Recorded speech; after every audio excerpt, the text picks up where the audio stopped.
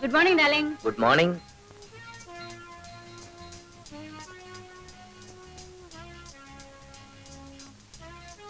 Good morning, Daddy. Good morning, Mom. Good morning. Good morning, Daddy. Good morning. Morning.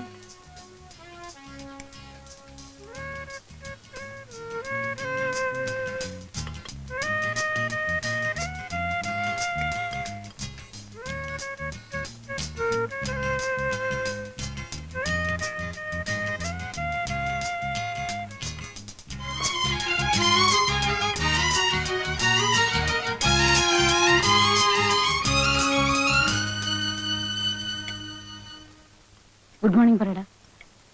അച്ഛാ.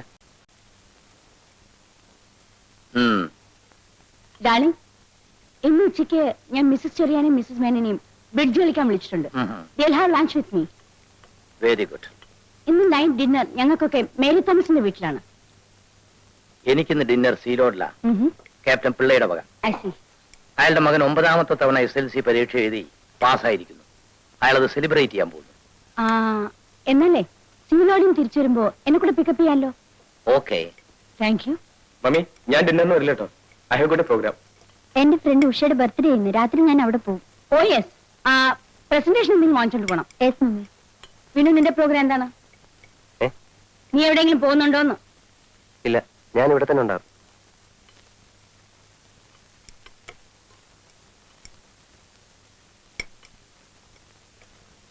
ഇവൻ മാത്രം എന്താ ഇങ്ങനെയായത്? ചേട്ടൻ നമ്മുടെ വീട്ടിൽ ജനിക്കേണ്ട ആളല്ല. അതെ, വല്ല നാട്ടുമ്പുറത്തും ജനിക്കേണ്ടതായിരുന്നു. ഒരു മാനേഴ്സും അറിയില്ല ചേട്ടന്. എന്റെ ഫ്രണ്ട്സ് ഒക്കെ വന്നാലേ ഞാൻ ചേട്ടനെ പരിചയപ്പെടുത്താതിരിക്കുന്നത്. മൂപ്പര് ആദർശങ്ങൾ പറയാൻ തുടങ്ങും. ഒടുവിൽ നമ്മൾ ജമ്മുകയും ചെയ്യും. അതെ, ചെറുപ്പത്തിലേ ശ്രദ്ധിക്കാത്തതിന്റെ തകരാറാ. എപ്പോ നോക്കിയാലും ഈ ഹാർമോണിയം വെച്ചുകൊണ്ടുള്ള പാട്ടും പിന്നെ വായനയും.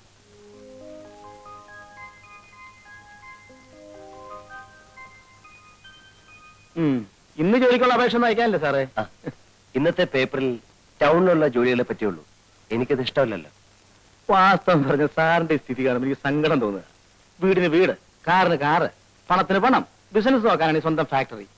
ഇത്രയും സൗകര്യങ്ങളുള്ളപ്പോ സാർ ഇങ്ങനെ ജോലിക്ക് അപേക്ഷിക്കേണ്ട വല്ല കാര്യമുണ്ടോ? മനസ്സിന് ഇഷ്ടപ്പെട്ട ജോലി വേണ്ട ചെയ്യാൻ ശങ്കരൻകുട്ടി. പിന്നെ സാറിന് ഇപ്പൊ ജോലി ചെയ്തിട്ടുണ്ട് ജീവിക്കാൻ. എനിക്ക് കഴിയുന്നതും സ്വന്തം അധ്വാനം കൊണ്ട് ജീവിക്കാനാണ് ഇഷ്ടം. ഡിഗ്രി എടുത്തതും ജോലി കിട്ടാൻ സാധ്യതയുള്ള കോഴ്സൊക്കെ പാസ്സായതും അതിനുവേണ്ടിയാണ്. എന്നാലും ഒരു കുടുംബത്തിന് ഒരാൾ മാത്രം ഇങ്ങനെ ആയത് എനിക്ക് മനസ്സിലാക്കാൻ പറ്റാത്തത്. അച്ഛനും അമ്മയ്ക്കും ഡിന്നറും ക്ലബ്ബും, അനിയന് ഡിസ്കോ, അനിയത്തിക്ക് ക്രിക്കറ്റ്, ചേട്ടച്ചാർക്കാണെങ്കിൽ മഹാത്മാഗാന്ധിയുടെ കുറെ പുസ്തകങ്ങളും ആദർശങ്ങളും വാത്മീകവും. വാത്മീകമല്ല, ആത്മീകം. അത് തന്നെ ഞാൻ പറഞ്ഞേ. ഇത്രയ്ക്ക് ആയ നിലയ്ക്ക് വല്ല രാഷ്ട്രീയ പാർട്ടിയിൽ ചേർത്തിരുന്നെങ്കിൽ അതൊരു ഗുണായനെ. ഇത് അതുമില്ല. അല്ല, ഞാൻ അറിയാണ്ട് ചോദിക്കുക, ഈ ജീവിതത്തിന് എന്താ ഒരു സുഖമുള്ളൂ സാറേ?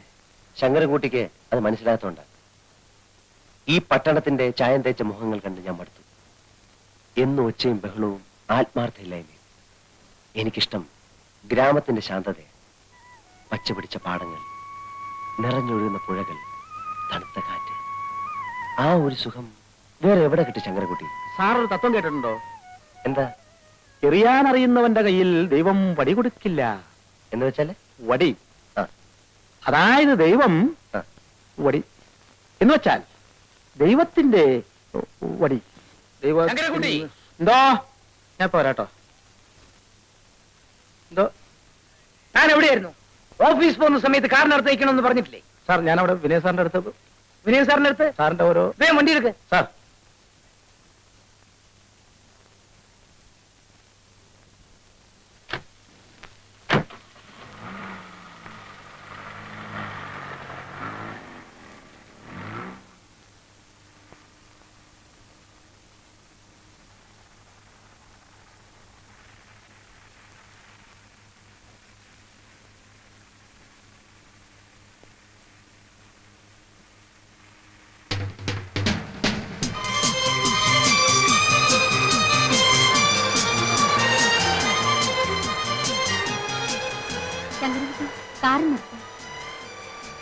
കോളേജ് ആയില്ലല്ലോ മോളെ. ഇല്ല ഡാഡി, ഒരു ഫ്രണ്ടിന്റെ വീട്ടിൽ പോകണം. ഒരു ബുക്ക് വാങ്ങിയിട്ടൊന്ന് കോളേജിൽ പോകും. ഓ ശരി, വണ്ടി വിടും. ബൈ.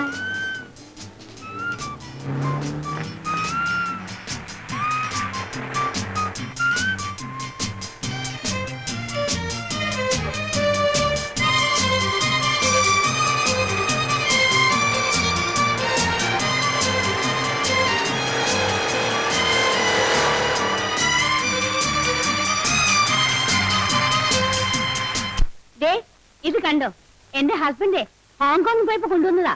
ഇതുപോലെ ഒരു 6 എന്റെ ഹസ്ബൻഡ് കൊണ്ടുവന്നിട്ടുണ്ട്. എന്റെ പുള്ളിക്കാരന് ഇതിലൊന്നും വലിയ താല്പര്യമില്ല. വീഡിയോ, ക്യാമറ, വാച്ച് ഇതിലൊക്കെയാണ് ക്രേസ്. ആ വീഡിയോയുടെ കാര്യം പറഞ്ഞപ്പോഴാണ് ഓർത്തത്. കഴിഞ്ഞ പ്രാവശ്യം മൂപ്പര് പാരീസിൽ പോയിട്ട് വരുമ്പോഴേ ഒരു 6 കാസറ്റ് കൊണ്ടുവന്നു. പക്ഷേ അതൊന്നും പിള്ളേരുടെ മുമ്പ് വെച്ചൊന്നും കാണാൻ ഒക്കില്ല. അതുകൊണ്ട് ഒരു വീഡിയോ വാങ്ങിച്ച് ഞങ്ങൾ ബെഡ്റൂമിൽ തന്നെ വെച്ചിരിക്കുക. ബാബു, നിനക്ക് ക്ലാസ്സിൽ പോണ്ടേ? ഇല്ല മമ്മി, എനിക്ക് കുറച്ച് പ്രോഗ്രാംസ് ഉണ്ട്. Bye bye. പെമ്പിള്ളേർക്ക് ഇവനെന്ന് വെച്ചാൽ ജീവനാ. എത്ര ഗേൾ ഫ്രണ്ട്സ് ആണെന്ന് അറിയാമോ? പക്ഷെ ഇവന്റെ ക്രേസ് മുഴുവനും കാറും ബൈക്കിലുമാ. 3 മാസത്തിന് മുമ്പ് ഒരു ബൈക്ക് വാങ്ങിച്ചു കൊടുത്തേ ഉള്ളൂ. ഇപ്പൊ അത് വേണ്ടാന്ന്.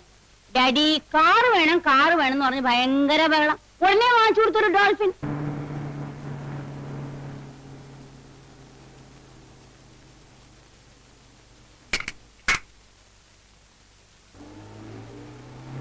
അയ്യ, ബോസ്കോ ആൻഡ് കമ്പനിക്കുള്ള ചെക്ക് അയച്ചോ? അത് ഇന്നലെ തന്നെ അയച്ചു സാർ. ഗുഡ്. ഒരു ദുഃഖമുണ്ട് സാർ. എന്താ? യൂണിവേഴ്സിറ്റി കോളേജ് പ്രിൻസിപ്പൽ സാറിന്റെ ഫ്രണ്ട് അല്ലേ? അതെ, അതിനാണോ ദുഃഖം? അല്ല സാർ, എന്റെ മകൻ ആദിശേഷനെ പ്രിൻസിപ്പൽ സസ്പെൻഡ് ചെയ്തു. അവനെ തിരിച്ചടക്കാൻ ഒന്ന് റെക്കമെൻഡ് ചെയ്യണം സാർ. പഠിക്കാഞ്ഞിട്ടില്ലേ സസ്പെൻഡ് ചെയ്തത്? അല്ല സാർ, അവൻ നന്നായി പഠിക്കും. പിന്നെ അവന്റെ കൂട്ടുകാർ എന്തോ വികൃതി കാണിച്ചു. പ്രിൻസിപ്പൽ അവനെയും ചേർത്ത് പിടിച്ചു.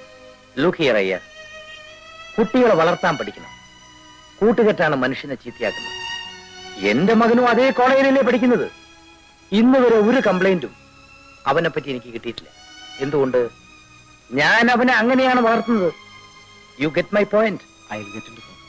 പഴയ കൂട്ടുകെട്ടുകളെല്ലാം ഉപേക്ഷിച്ച് എന്റെ മകനെ പോലുള്ളവരുടെ ഫ്രണ്ട് ആകാൻ പറയണം.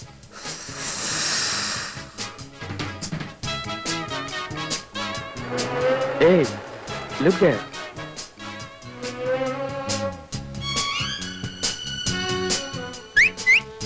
ഏയ് മൈൻഡ് ചെയ്ത് പോകണോ?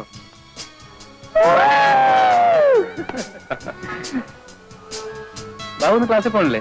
എടോ, അവിടെ ഇരുന്ന് പഠിക്കുന്നതിനേക്കാൾ എത്രയോ കൂടുതൽ കാര്യങ്ങൾ ഇവിടെ ഇരുന്ന് പഠിക്കാം. താൻ പൊയ്ക്കോ. ബാബു നോക്ക്.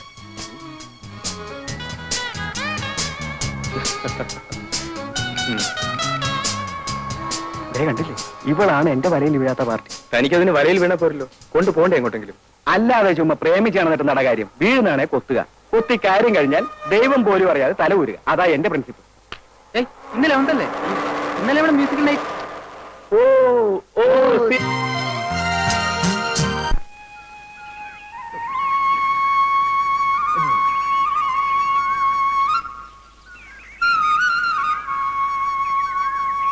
അല്ല, ഒന്ന് ചോദിച്ചോട്ടോ, നമ്മുടെ ആ രാപ്പാടിപ്പറമ്പിലെ രാരിച്ചെന്നേരെ വീട് ഏതാ?